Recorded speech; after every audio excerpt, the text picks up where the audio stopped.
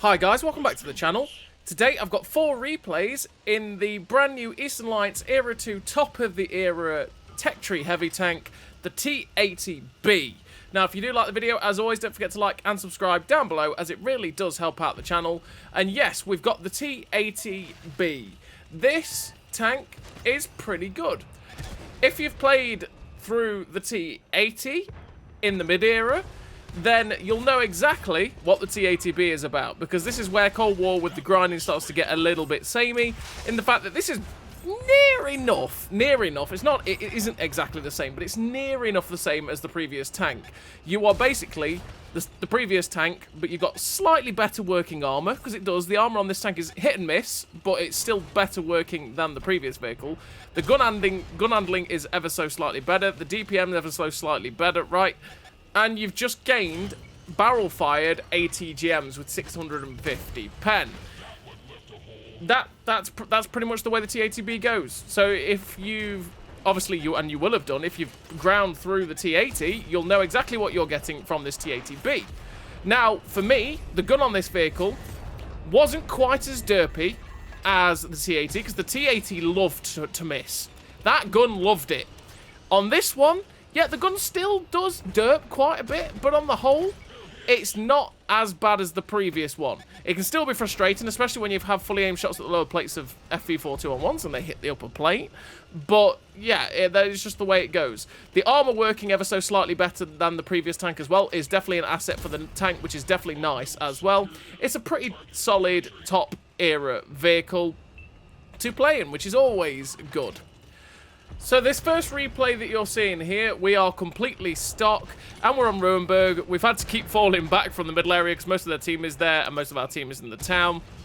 And yeah, with this tank, the T-80B stock, you have a 70 km/h top speed with a 23.51 horsepower per ton ratio, which means you do hit that top speed. You've got a 23 km/h reverse speed, by the way. No, sorry, 25 km/h reverse speed as well, which is very, very good. You've got 2,800 hit points, which goes up to 3,000 when you put the top turret on. You have a 7.4 second reload, which gives you 4,400 DPM, which again, like I say, is ever so slightly better than the previous one. You got 0.7 accuracy and 2.03 accuracy during rotation and during movement, which means that this gun doesn't actually bloom out that much, and it's a little bit better than the T-80 was, the previous tank. With a 1.9 second aim time as well, means that this gun aims in very, very quickly. And to be honest, the difference between this gun and the top gun is very, very minimal. This is where the grinding in Cold War gets to the point where when you're taking a tank from stock to fully upgraded, there is basically no difference between the two tanks. You just sit there and go, oh, I've gained literally, instead of a 7.4 second reload, I've got a 7.1 second reload. That's it, right? You know, that kind of thing. You do have 5 degrees of gun depression on this T-80B, though. That's something to bear in mind, just like all the other Soviet-esque vehicles. So if you are on ridge lines, you're going to be a little bit awkward at times. So just bear in mind that if you do need to fight people on ridge lines and around ridge lines, be very mindful of where you put yourself so that you can keep the gun on target and keep the gun firing with the pretty decent DPM that we have in this vehicle. So what do I run in terms of a crew and equipment on this vehicle? Well, I do run Born Leader, Rapid Reload, Sixth Sense, Steady Aim, Snapshot, Run and Gun, Clutch Braking, Rapid Aim, and Track Mechanic. And then Advanced Loader, the Gun Stabilizer, and Vents. The same as I've basically run all the way through the line. I don't run the traction system because I feel like I'm happy enough at going 70 km an hour or 72 when fully upgraded. So I run Vents to make sure that everything on the tank is as good as possible. The Gun Stabilizer to knock the accuracy during movement and rotation down as much as it can do, so that my aim circle isn't very big and I don't have to wait for the aim time, etc. And then the loader to make the best DPM I can possibly get. And then with the crew skills, clutch braking, rapid aim, just to make the turret traverse better and the track traverse better. If I take rapid aim, it means that my turret traverse keeps up with my tracks after taking the clutch braking, and that means I can turn on the sixpence very, very quickly, and my turret can keep up with it too, which is definitely nice. And then all the gun perks, again, to make this gun as good as possible, because, like I say, it does feel derpy at times, and if I can make it better, that is what I'm going to do. So as you've seen with that first game, we finished the game with a pretty nice total there for the T-80B on Ruinberg. We finished with the epic victory The 3 kills, 7,772 damage with 2.3k assistance as well. So, I mean, that's a pretty damn nice total. That's like nearly 10k combined. Well, it is about 10k combined. The first class Confederate, 1,574 base XP. Pretty nice game there for the T-80B, while completely stock. But like I say, to be perfectly honest, this tank, while completely stock, is very, very, very similar to what it's going to be like playing the tank fully upgraded, if we're totally honest. And now, in the second replay, we are actually nearly upgraded. So we still have the stock gun, but everything else on the tank is fully upgraded. We have 72.4 km/h top speed now, with a 30 km/h reverse speed, so we're actually even faster at reversing now. Got an extra 100 horsepower in the engine, which means that we have a 25.86 horsepower per ton ratio now, which means the tank is actually even more nippy, which is definitely nice for the T-80B. You've now got the 3,000 hit points as well, so you've got an extra 200 hit points to play with, which is always going to be useful because it means you can take an extra hit or two. Well, you can take an extra hit generally.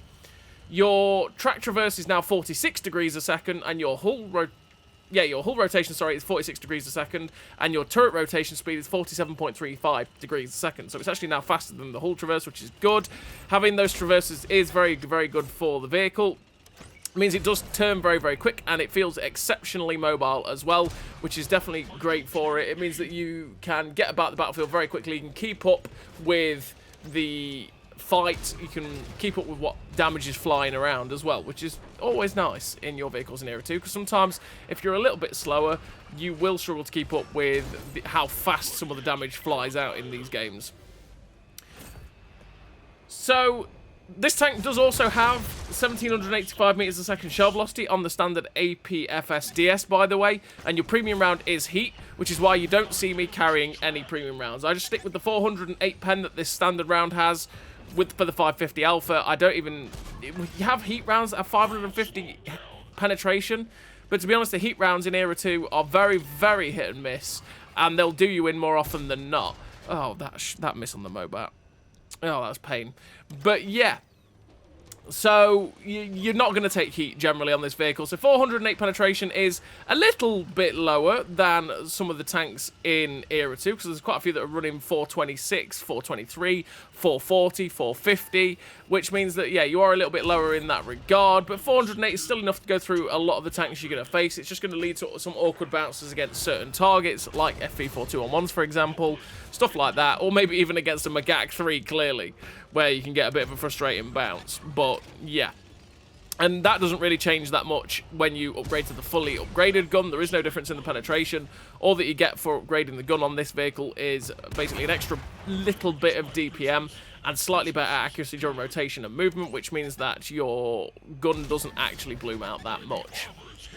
So this second game, we are on this map, which is El Alamein, and we've managed to come around to this position here at F3 and get some nice flanking shots into the people heading towards our cap and this RDF LT. Now, for our team, we basically can win this quite easily, and that is because they've pushed down this BC line and towards our cap. If they actually try to cap, they're not going to cap, because we can see our base from all of these ridge lines. And El Alamein a bit unbalanced for Cold War in that regard, same as Thiepval Ridge is, in the fact that one spawn is really easy to cap and the other spawn is very, very open. Now, the thing is, if obviously you get to a ridge at DE4, you can just reset, or even the position at B5, right? You can just reset and see their cap at A1 quite easily. But the majority of this GHJK line can see our base at K9, which means that anyone that actually tries to cap, like I say, can just easily be seen with true vision and reset. So when they were marauding through the 9 line, it was like, whatever, if they get in the cap, it's going to just make easy farms, right? So I'm not really bothered. If I stay on these ridge lines, we'll be okay. And we've managed to get a decent amount of damage so far with 6.1k damage. We're now going in on the T-72AV, which is our opposition Soviet top era counterpart, right? It's the original Soviet tank in Cold War Era 2. That's the top of the era, the AV. And we are the new age T-80B. How does it feature up compared to the AV? Well, I can't answer that because I've never played the AV. I've never ground up that line, so I actually can't answer what the AV is like. But the T-80B is a pretty nice tank to play. Again, if you've played stuff like the T-72M1 or even the AV, for example, you'll know exactly how this tank plays. So we finished with the first class, the 1532 base XP, 6.9k damage, 1972 assistance. Fairly average game there for the T-80B on that map, which is always a nice thing to have. And we're on to the third replay of this video, and this time we are now fully upgraded. We've got everything on the tank. We've got the best gun now, and our DPM has actually gone up. So with this gun, we've gone to 4.6k DPM, so we've got an extra 200 odd DPM, which is pretty nice. We're up to 7.11 second reload, and yeah, well, you know, every little helps. Will you feel that true massive difference between this gun and the last gun? Probably not. But on the whole, extra DPM is always welcome. We're now at 0.53 accuracy during rotation, with 1.68 accuracy during movement, which again means that this aim circle will not bloom out that much, because as I'll always tell you, the accuracy during movement and accuracy during rotation stats are very important statistics. If they are a pretty high number, it means this aim circle that you're seeing us shoot at this T-10B currently will be rather large, and that's where you start to feel bad aim times. So if your aim circle blooms out to become huge, that's where your aim time will then start to play a massive role, because obviously then you're having to wait for the aim time to activate for you to be able to get your gun fully aimed and get your accurate shots away, right? And so with the 1.9 second aim time, we do, you know, it's a fast aim time. That's good. But we don't really ever feel like we're aiming in that much because the gun aim circle doesn't bloom out. If the aim circle bloomed out massively and became a huge circle on our screen, we would feel a longer aim time. So 1.9 second aim time, right? It's fast. But even if we had a 2.5 second aim time, because the accuracy during movement rotation is quite low, we wouldn't even feel the 2.5 second aim time because we don't even have to wait for it to aim in that much anyway. Whereas if the accuracy during rotation and movement was much larger, we would feel that, right? So that's how the accuracy during rotation and movement statistic is very, very important to get as low as possible. And that's why the gun stabilizer is always more preferable to take as a piece of equipment than a gun laying drive, because the gun laying drive will make your aim time lower. But if you take the gun stabilizer and make your accuracy during rotation and movement better, that means you don't actually have to worry about the aim time anyway. And it means your gun's always ready to snap shots in a bit quicker, which means you get shots off more quicker, which means you maximize your DPM, right? That's why those statistics are so important. But I digress. We're on this third replay, and we hit the one section of tank that meant that we couldn't shoot the T-10. That guy died with his barrel just in the way, which meant that we hit the dead barrel and we didn't actually get the shot at the T-10. Sod's law. We're up to 5.3k damage. They've got 8 tanks left, and someone jumps in the cap for their team. So it's like, okay, I need to go back. But as we're on the way back, 2 of their heavy tanks, which is an AV and another one, or 3 of their heavy tanks appear around that corner. The Barbarian Horde approaches, and I am not going to sit around and take 3 tanks on head on, especially when they are pretty healthy as well, and I'm only half health. I just don't want to deal with that. So we've fallen back to a position where maybe we could fall back. The Stingray's made a mistake, so we put a shot through the Stingray, put him down to a one-shot. The AV is coming to try and take a shot at us, so we just back up into a place where it's going to be more difficult for him to get a shot at us. We can get safe after putting a damaging shot into him. We're going to try and side scrape a little bit off of this rock so that we could ricochet a shot off our side, which is exactly what happens. That AV bounced on our side, and we managed to penetrate him as well. Now our T-10's going in. It's like, okay, Mr. T-10, I'm going to back you up. I have 550 alpha, so I should kill this guy in one shot. Except for I should aim. Yes, yes, I should aim. Because we ended up hitting him in the side with an RBRT, and that meant that we ricocheted off his side. Whereas if we'd aimed it properly, we might have actually penned that AV, but yeah, it is what it is. We're up to 7.5k damage, and we're after the next AV. There's only 2 tanks left on the enemy team. We're half health, he's half health. He's just fired. I feel extremely confident that we're going to be able to take this guy out, especially since I have a teammate. Mr. T-10's coming in to help, so this AV is doomed. 550 hit point. Well, sorry, 550 alpha for 524 hit points. We finish him off in one shot. We finish the game with a pretty nice total there for the T-80B on airfield. We're faced with the 1 kill, 8,618 damage, 2.5k blocked as well. Like I said, this tank does bounce a decent amount off of the armor. Confederate, the high caliber, for 1,408 base XP. A pretty nice game there for the T-80B while we're fully upgraded. And we're on to the fourth and final replay of this video, and we are fully upgraded again, naturally. And we're on Fisherman's Bay. On Fisherman's Bay, what I'm going to do is go to the position at F6 and try and see if I can catch anyone crossing down the AB line, or maybe, possibly, get shots at people that are going to go sit at DE6 that are going to try and shoot the guys crossing into the town on our spawn. Now, I'm much more confident, actually, in taking this position here now in Cold War than I was before the ATGM changes, because, to be honest, this position before the ATGM changes was basically death for you, because you'd have a tank like that Bagel Panzer just YOLO past you, ATGM you, hit you for like, 1,100 or something like that, and then run away screaming without ever taking a hit. Now they can't do that.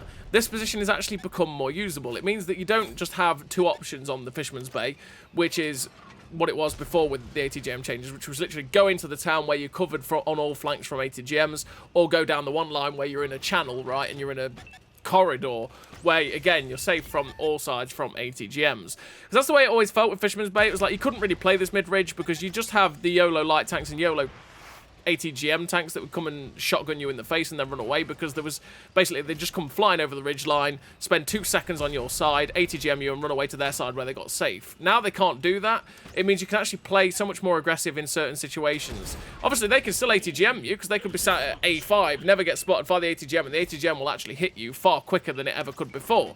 But yeah, it just opens up more positions for you to be able to play on maps without having to fear the ATGM killers, essentially.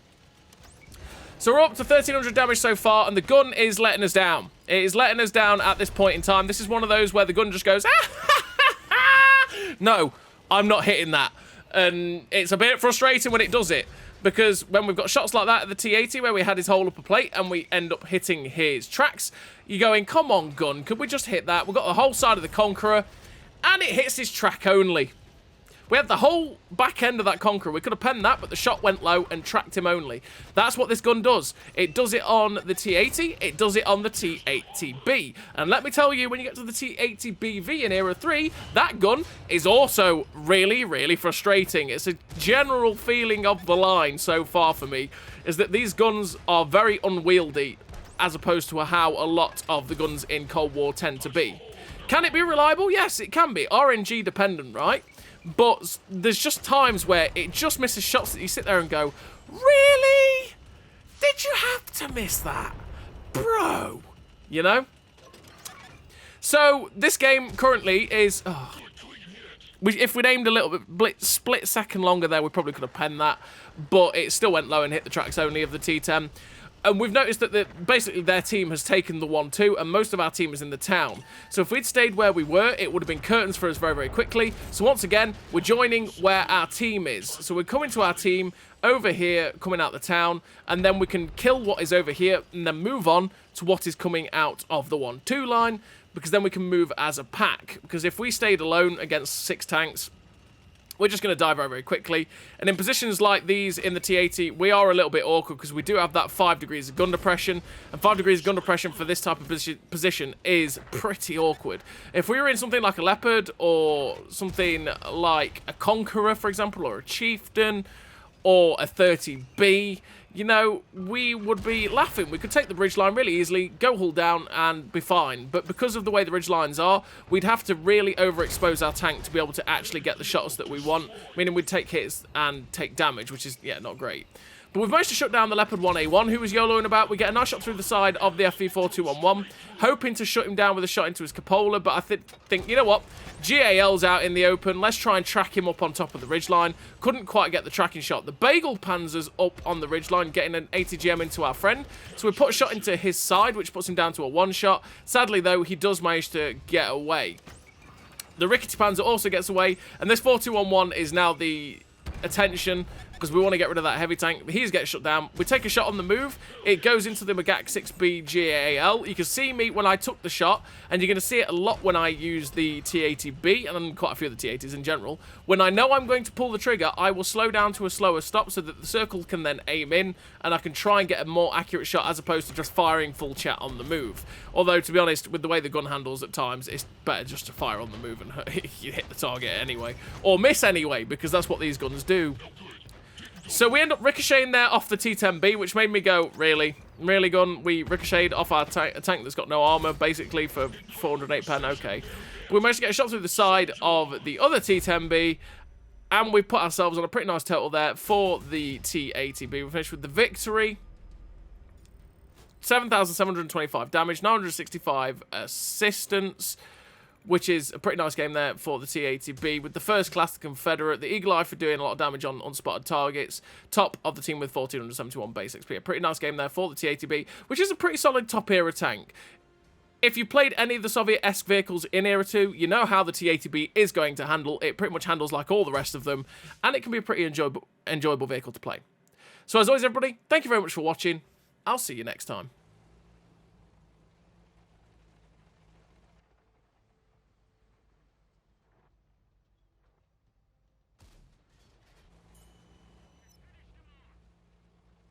A great success.